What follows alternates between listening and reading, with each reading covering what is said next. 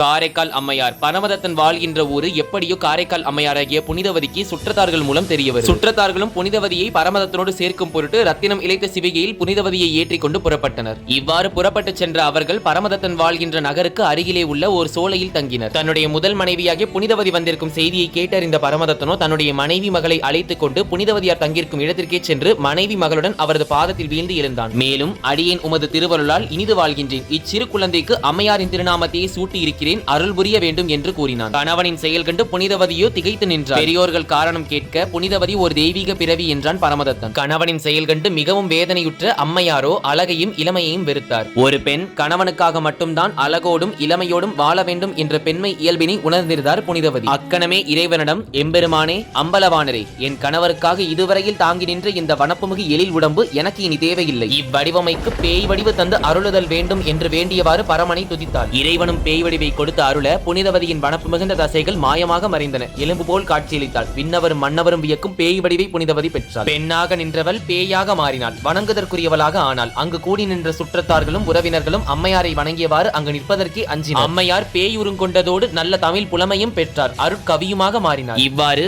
அழகிய பெண்ணாக இருந்து பேயாக மாறிய புனிதவதியாகிய காரைக்கால் அம்மையார் எவ்வாறு இறைவனால் ஆட்கொள்ளப்பட்டார் என்பது குறித்து அடுத்த பதிவில் இனிதே காண்போம்.